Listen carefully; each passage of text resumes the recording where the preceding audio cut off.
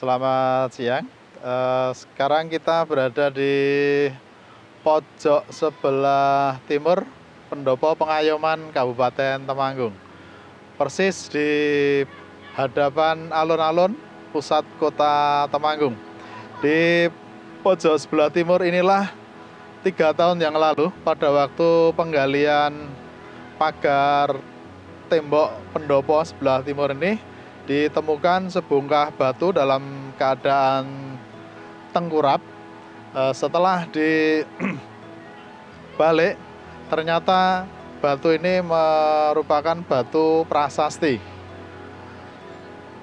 Beberapa pengamat mengatakan bahwa batu prasasti inilah yang diduga kuat kembaran dari batu prasasti Wanu Tengah yang sekarang tersimpan di Museum Nasional Jakarta dengan kode inventaris D81. Perkiraan ini didasarkan pada bentuk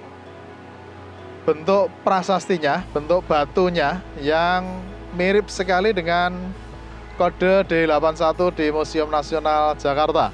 Perkiraan sementara prasasti ini berasal dari masa Raja Kayuwangi, berasal dari tahun 864 Masehi. Menurut berita Belanda, dalam catatan perjalanan yang dibuat oleh Verbeek, batu prasasti ini mulanya berasal dari Candi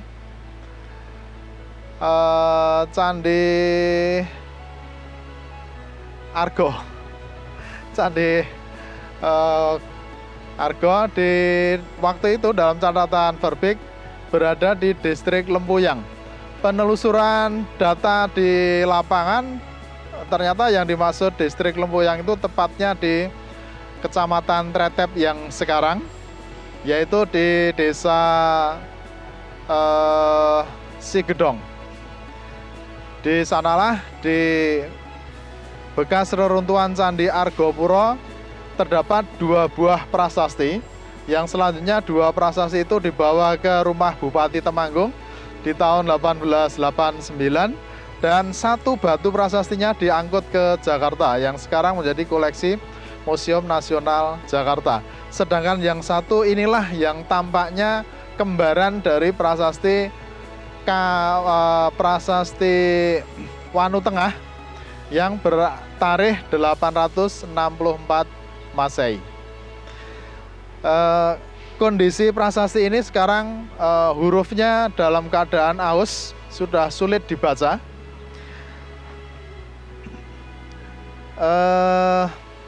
Damais pernah membaca 3 baris kalimat.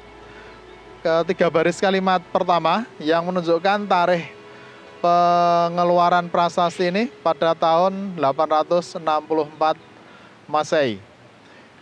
Pada umumnya prasasti berisi mengenai peresmian Sima. Kalau kita kaitkan dengan prasasti Wanu Tengah yang 3 dari tahun 908 masa Balitung, maka prasasti Wanu Tengah ini juga meresmikan sawah Sima di desa Wanu Tengah sekarang kurang lebih. Demikian penjelasan singkat mengenai artefak berupa data tertulis dari masa Raja Kayuwangi. Kita akan melanjutkan ke situs berikutnya di sekitar Temanggung ini. Sekian.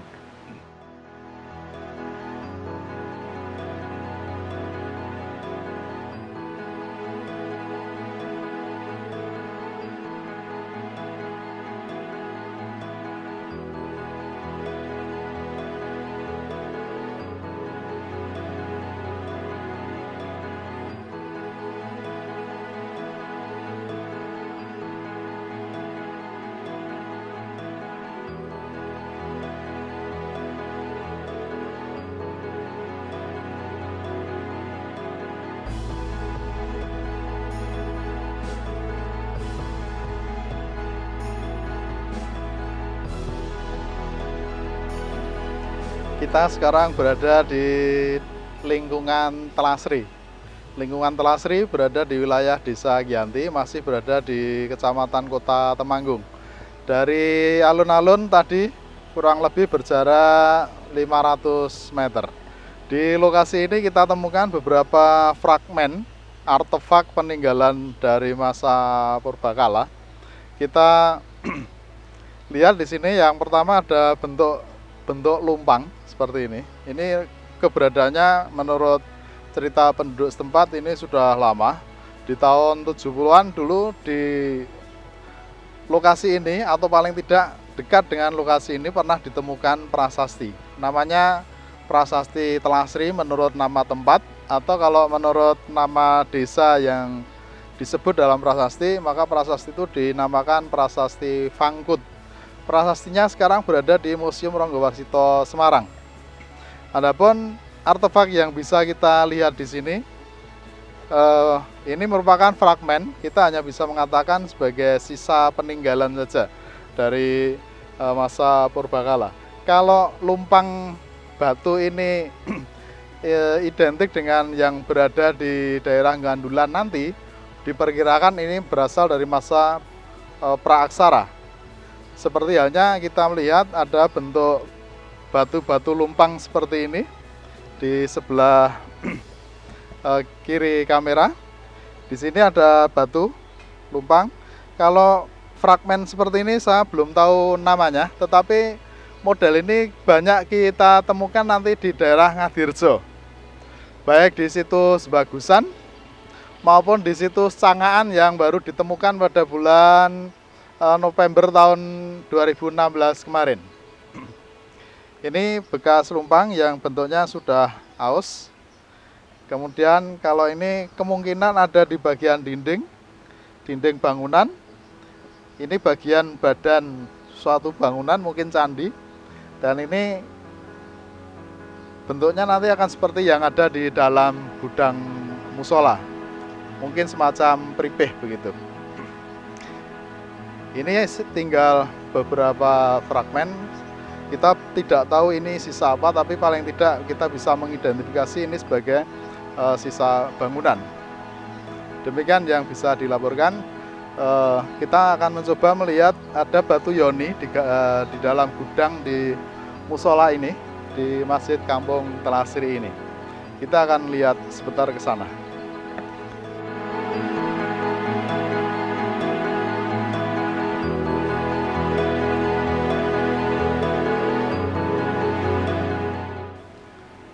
Inilah batu yoni bentuknya yang disebut tadi, berkaitan dengan penemuan prasasti Telasri atau prasasti Fangkut yang berasal dari masa sekitar 864 Masehi juga, berbarengan dengan prasasti Wanu Tengah. Prasastinya pernah dibaca oleh Arlo Griffiths. Prasastinya sekarang berada di Museum Ronggowarsito.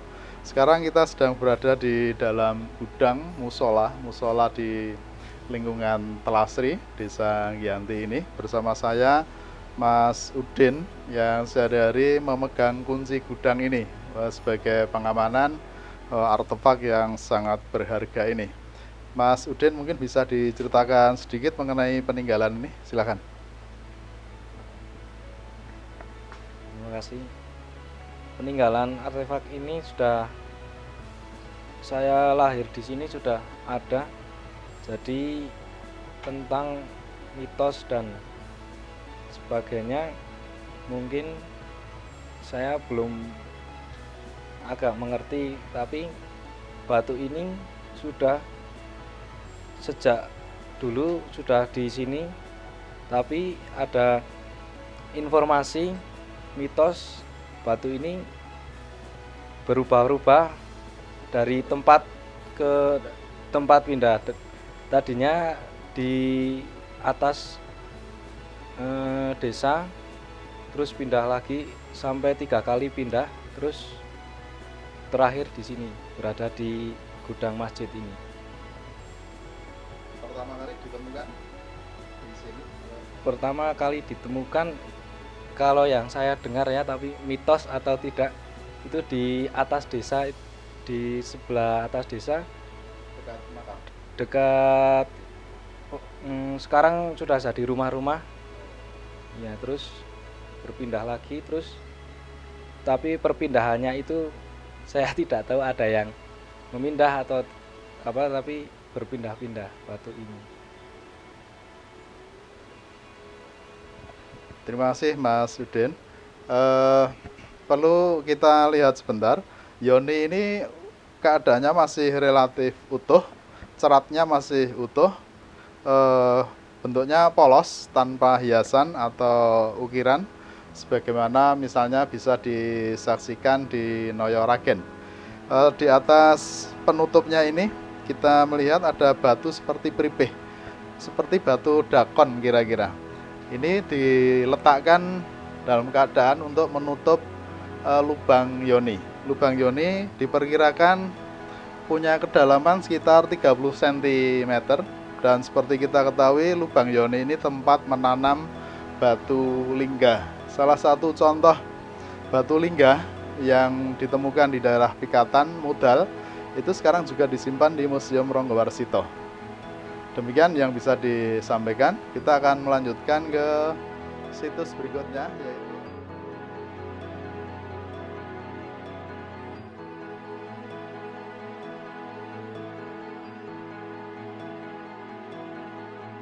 ditemukan di dasar candi. Itu ada yang dipakai untuk menyimpan abu jenazah raja, atau kalau tidak tempat menyimpan mantra di dalam pripeh itu. Contohnya di Candi Prambanan itu waktu gempa 2006 itu, ketika mau direnovasi, di pondasinya ditemukan pripeh. Di situ ada lembaran emas tipis, dan di situ ada tulisannya, itu merupakan mantra. Jadi kira-kira kutukan bagi siapa saja yang berani mengganggu bangunan ini. Maka Prambanan itu termasuk bangunan yang kokoh karena konstruksi bangunannya bagus sekali. Di bawah kaki candi itu ternyata ada pondasi berupa pasir, itu tebalnya sekitar 10 meter atau 8 meter ketebalannya, sehingga dia tahan gempa. Gempa 2006 kemarin hanya retak arca di paling atas itu satu, hanya retak. Demikian Mas, kita bisa lanjutkan. Matur nuwun nggih Mas Udin.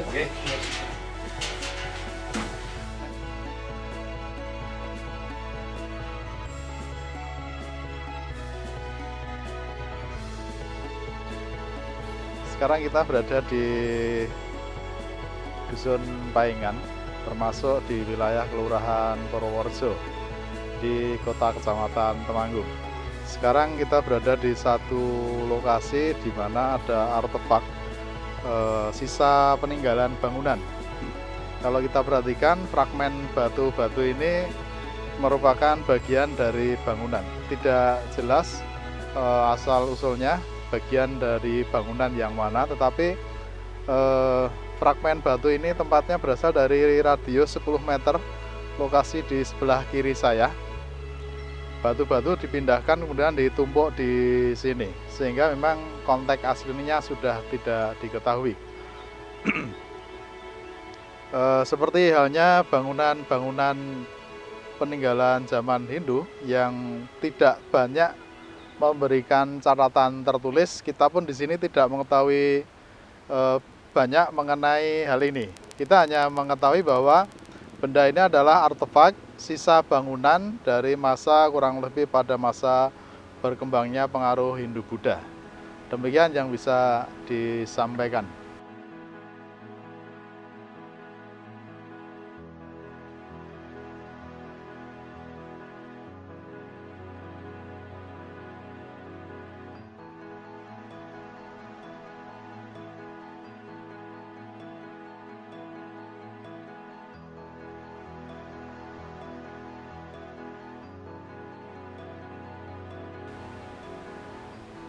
Dalam jarak 2 km dari alun-alun tadi, kita dapati ada 4 titik artefak atau situs yang bisa kita saksikan di sini.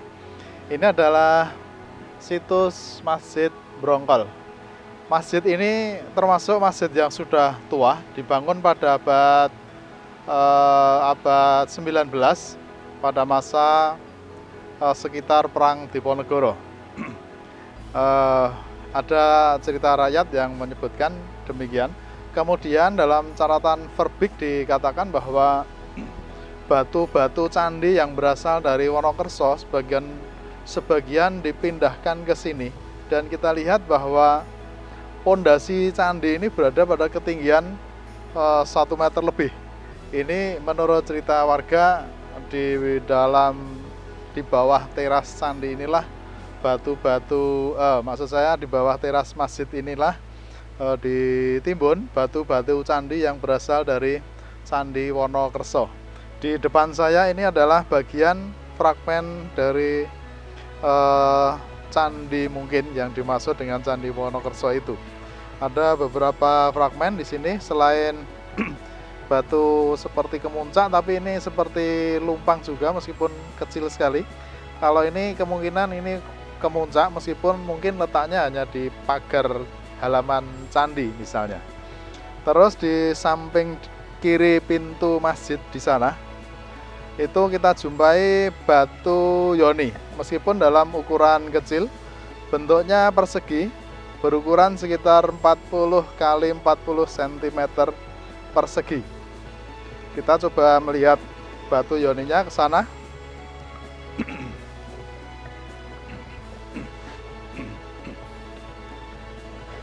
Di sinilah letak batu yoni. Ukurannya kecil. Kalau kita melihat lubang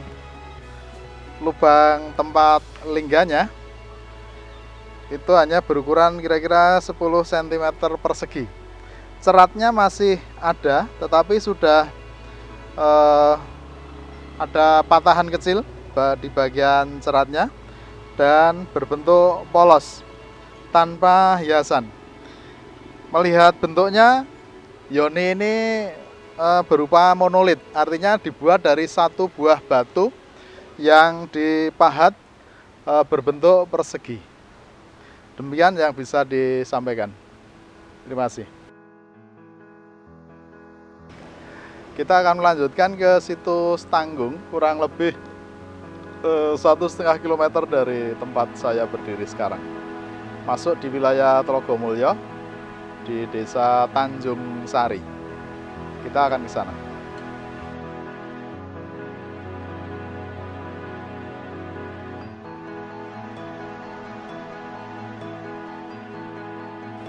Kita sekarang berada di situs Tanggung. Situs berupa artefak, memang hanya terdapat beberapa fragmen batu, bentuknya seperti ini. Jumlahnya memang terbatas sekali. Kita hanya bisa mengatakan ini sebagai sisa bangunan. Kalau kita mengamati suasana di sekitar artefak ini, suasananya mirip sekali dengan situs yang ada di Bagusan, Kecamatan Paraan, yang nanti pada waktunya akan kita kunjungi juga. Terdapat batu-batu yang saya belum tahu fungsinya apa, letaknya di mana dalam suatu struktur bangunan begitu. Kalau yang bisa kita komentari ini adalah semacam kemuncak, meskipun mungkin saja bukan puncak candi, mungkin puncak kemuncak di pagar halaman candi. Di sini ada hal menarik yang mungkin perlu disampaikan, yaitu bahwa di sudut susunan batu ini, di situ masih ada bekas sesaji begitu, mengindikasikan bahwa tempat ini masih dikunjungi orang-orang yang mungkin mau melaksanakan tirakat atau mencari keheningan budi. Di sini di pintu keluar sana, di bagian luar situs ini terdapat satu artefak berupa patahan kaki arca. Ada dongengan dari warga di sini bahwa di bawah kaki arca itu terdapat kalajengking yang setiap saat selalu ada.